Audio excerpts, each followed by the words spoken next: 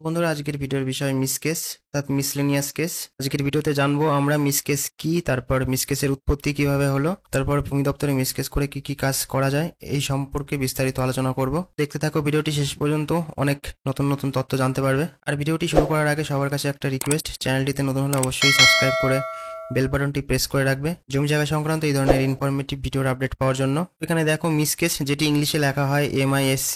তো MISC একটি shortcut, যার পূর্ণ অর্থ হচ্ছে এটি মিসলেনিয়াস।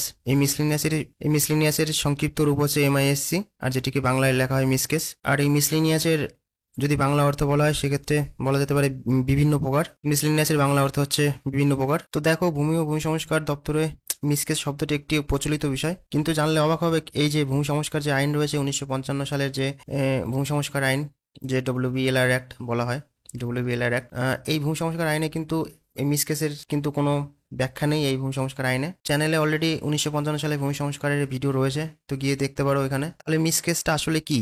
আসলে যে আমাদের ROR রয়েছে, অর্থাৎ রেকর্ড অফ রাইট যেটাকে আমরা বলে থাকি, আর বাংলা যেটাকে বলা হয় পর্চা। তো এই রেকর্ড অফ রাইট বা পর্চায় যে বিভিন্ন ধরনের যে ভুল ত্রুটি হয়, সেই ভুল ত্রুটিগুলো সংশোধন করার জন্য সাধারণত জনগণ এই ভূমি দপ্তরে অর্থাৎ BLR অফিসে যে অ্যাপ্লিকেশানগুলো জমা করে, সেই অ্যাপ্লিকেশানগুলোই কিন্তু এই প্রচলিত কথায় মিসকেস মিসকেস অথবা একে একে অনেকে দেখবে মিস পিটিশনও বলে থাকে, মিস পিটিশন। তো এই মিস পিটিশনটা কি সংক্ষেপে দেখবে, যে কেসগুলো থাকে সেই কেসগুলোর আগে এরকম MP দিয়ে লেখা থাকে, MP অবলিক দিয়ে তারপর কেস নাম্বার দেওয়া থাকে। তো মিস পিটিশন অথবা মিস কেস, আর মিস কেসকে সংক্ষেপে লেখা হয় MC দিয়ে, MC অবলিক কেস নাম্বার, তারপরে কোন সালের কেস সেরকম লেখা থাকে। তো এরকম করে কেস নাম্বারগুলো করা হয়। এই MC অর্থাৎ হচ্ছে মিস কেস, আর MP হচ্ছে মিস পিটিশন। তো এই দুটি একই ব্যাপার। তো আশা করি বুঝতে পেরেছো মিস কেস আসলে কি জিনিসটা। তো এবার জেনে নেওয়া যাক মিসকেসের উৎপত্তি কিভাবে হয়েছে। তো আমার চ্যানেলের যারা অনেক ভিউয়ার্স রয়েছে বা অনেকেই জেনে থাকবে যে এই পর্যন্ত ভূমি দপ্তরে 3 ধরনের সার্ভে সম্পন্ন হয়েছে। তো এই 3 রকমের যে সার্ভে হয়েছে, সেই 3 রকম সার্ভে অর্থাৎ জরিপ। তো এই সম্পর্কে আমি অলরেডি চ্যানেলে ভিডিও রয়েছে, রেকর্ডের ইতিহাস, জমি রেকর্ডের ইতিহাস বলে একটা ভিডিও রয়েছে। তো সেইখানে ভিডিওটি দেখলে ডিটেলস জানতে পারবে। তো তবু আমি এখানে বলে দিচ্ছি। তো 3 রকম সার্ভে হয়েছিল। তো এই 3 রকম সার্ভে হওয়ার ফলে হয়েছে কি, দেখো, তিন তিন রকমের রেকর্ড তৈরি হয়েছিল। তো প্রথমত রয়েছে আমাদের CS রেকর্ড, তারপর দ্বিতীয়ত হয়েছিল RS রেকর্ড, তারপর তৃতীয়ত KB বলে একটা হয়েছিল, খানাপুরি গুজরাট, আর এই KB থেকে হয়েছিল LR রেকর্ড। তো এই পর্যন্ত আমাদের এই 3টে রেকর্ড রয়েছে। তো 3 রকম সার্ভে থেকে হয়েছিল। তো এই CS এর অর্থ হচ্ছে ক্যাডাস্ট্রাল সার্ভে, C হচ্ছে ক্যাডাস্ট্রাল, আর S ফর সার্ভে। এরপর দেখো R হচ্ছে রিভিশনাল, অর্থাৎ এই CSটাকে রিভিশন করে যে সার্ভেটা হয়েছিল সেটা হচ্ছে রিভিশনাল সার্ভে। আর KB তো বললাম, খানাপুরি গুজরাট। আর সর্বশেষ যেটি LR, আমরা এখন বর্তমানে যেটা আমরা দেখি যে রেকর্ডটি, তো এটি কোনো সার্ভে না, এটি সাধারণত LR। এই LR অর্থই হচ্ছে ল্যান্ড রেকর্ড। অর্থাৎ এবার যদি আমরা CS থেকে শুরু করি, তো তাহলে দেখতে পারবে যে মোটামুটি যে ল্যান্ড রেকর্ড রয়েছে সেটি সংশোধন হয়েছে মোটামুটি 2বার মতন। তো প্রথমে CS থেকে যখন RS এর রেকর্ড প্রস্তুত হয়েছে তখন একবার সংশোধন হয়েছে। তো এই CS থেকে RS রেকর্ড প্রস্তুতের সময় যে ভুল ভ্রান্তিগুলো সম্মুখে আসে তা সংশোধনের জন্য এই B ক্যাম্প নামে একটি ক্যাম্প করা হয়েছিল, B ক্যাম্প বলা হয় যেটিকে। তো এই ক্যাম্পের মাধ্যমে জনগণের আবেদন সাপেক্ষে সরাসরি সেই মৌজায়, যে মৌজাগুলিতে এই ভুলভ্রান্তিগুলি হয়েছিল, সেই মৌজাগুলিতে কিন্তু এই ক্যাম্প করে সমগ্র মৌজার সকল জনগণের জমি সংক্রান্ত ভুল ত্রুটি নিরসনের চেষ্টা করা হয়। তো প্রতিটি মৌজাতে এক একটা করে ক্যাম্প করা হয়েছিল তখন। আর ক্যাম্প করে কিন্তু ডাইরেক্ট যে রায়ত রয়েছে, অর্থাৎ জমির মালিকরা রয়েছে, তাদের সঙ্গে ডাইরেক্ট কথা বলে এই ধরনের যে ভুল ভ্রান্তিগুলো সেগুলো সংশোধন করা হয়েছিল। তো এটি হচ্ছে প্রথম সংশোধন। তারপরে দেখো, এরপর দেখো RS থেকে LR হলো, এটি হচ্ছে দ্বিতীয় সংশোধন। তো দ্বিতীয়বার কি হলো, দ্বিতীয়বার করা হলো, তো দ্বিতীয়বার এই সমগ্র এই প্রক্রিয়াটাকে, তো আমি আগেও বলেছি যে 4টি ভাগে ভাগ করা হলো, যেখানে 1 নম্বরে করা হলো KB করা হলো, অর্থাৎ খানাপুরি গুজরাট। তারপর 2 নম্বরে করা হয়েছিল অ্যাটেস্টেশন। তারপর 3 নম্বরে হয়েছিল DP হয়েছিল, অর্থাৎ ড্রাফট পাবলিকেশন। তো এই সব বিষয়গুলি আমি রেকর্ড প্রস্তুতের ইতিহাস ওই ভিডিওটিতে আমি ডিটেলস খুব সুন্দর করে বলেছিলাম, তো দেখে না থাকলে দেখে নিতে পারো। তারপর দেখো এখানে 4 নম্বরে হয়েছিল FP, যার অর্থ হচ্ছে ফাইনাল পাবলিকেশন।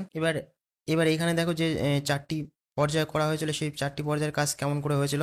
তো প্রথমত করা হতো যে KB হয়েছিল যে প্রথম স্টেপে, সেই KB এর কাজ শেষ হওয়ার পর যাদের ROR অর্থাৎ যে যাদের রেকর্ড অফ রাইট সঠিক করা হয় তারা অ্যাটেস্টেশন করেন। আর এই অ্যাটেস্টেশন হওয়ার পর একটি DP প্রকাশ করা হয়, অর্থাৎ ড্রাফট প্রকাশ করা হয়।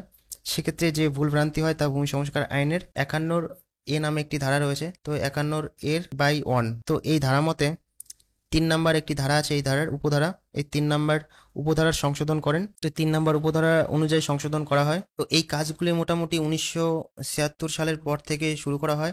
এরপর থেকে সারা পশ্চিমবঙ্গ ব্যাপী প্রায় 1 বছর যাবৎ এই কাজ করা হয়। এরপরেই কিন্তু ফাইনাল পাবলিকেশন প্রকাশ পায়, অর্থাৎ যে 4 নম্বর স্টেপটি রয়েছে। তো এই কিছু করার পর তারপর ফাইনাল পাবলিকেশন করা হয়। এর এরপরেও কিন্তু কিছু ব্যক্তির ভুলভ্রান্তি সামনে এলে পুনরায় ভূমি সংস্কার আইনের 51A/4 নামে একটি ধারা রয়েছে। এই ধারার 7 নম্বর একটি উপধারা রয়েছে। তো এই উপধারা অনুযায়ী পুনরায় কিন্তু সংশোধনের কাজ চলে।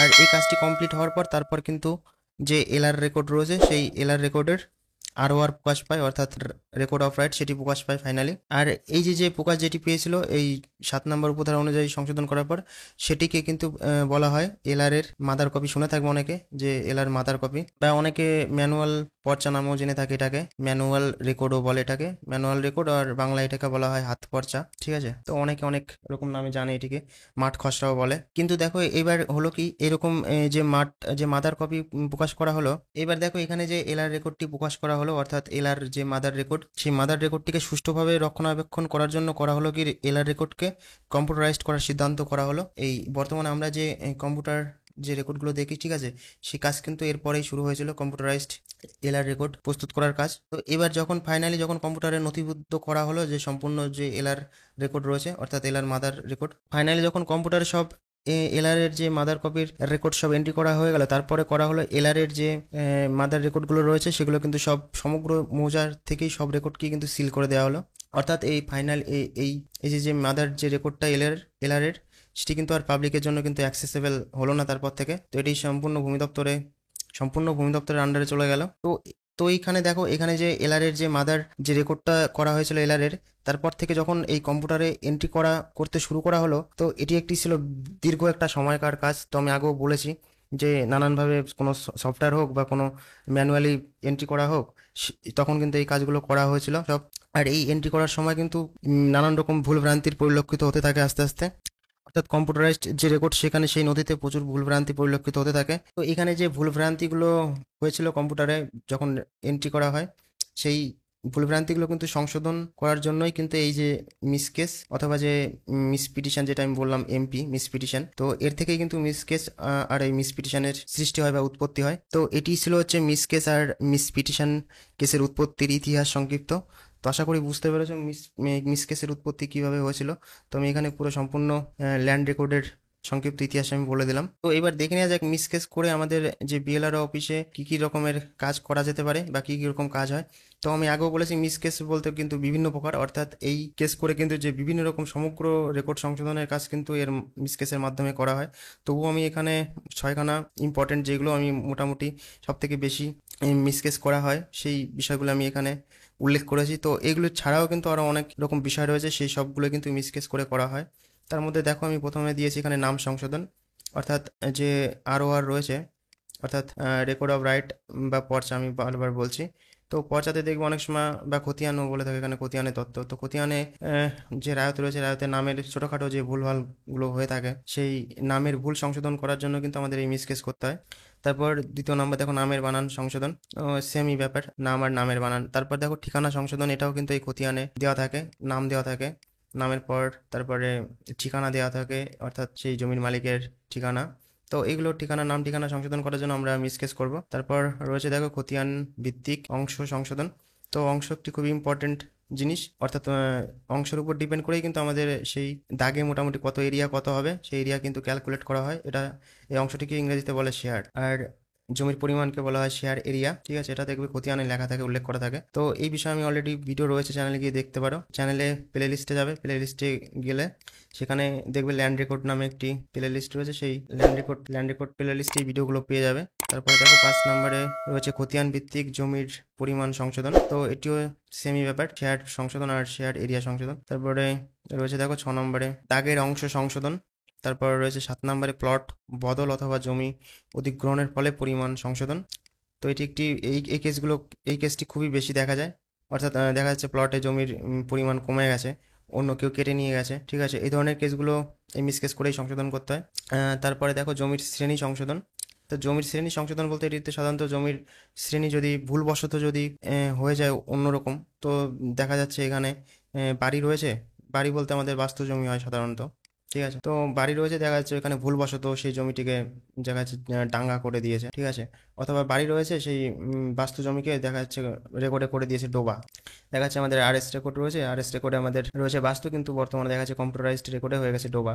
তো এই ধরনের যে শ্রেণী সংশোধন কিন্তু মিসকেস করে করা হয়। তারপর দেখো 9 নম্বরে রয়েছে ভুলবশত, বর্গা, তারপর অনুমতি দং, তারপর জোর দং, তারপর আগত সংশোধন। তো এই বিষয়গুলি এখন সব থেকে বেশি দেখা যায় ভূমি দপ্তরে। বর্গা কাটা এটা তো মিসকেস করেই করতে হবে। তারপরে অনুমতি দং লেখা থাকে, দেখবে মন্তব্য কলম রয়েছে যে অর্থাৎ যে খতিয়ানের মন্তব্য কলম থাকে সেই মন্তব্য কলমগুলিতে কিন্তু এইগুলো লেখা থাকে। বর্গা হয়ে গেল। তারপর থাকে হচ্ছে 4/4 ধারা থাকে।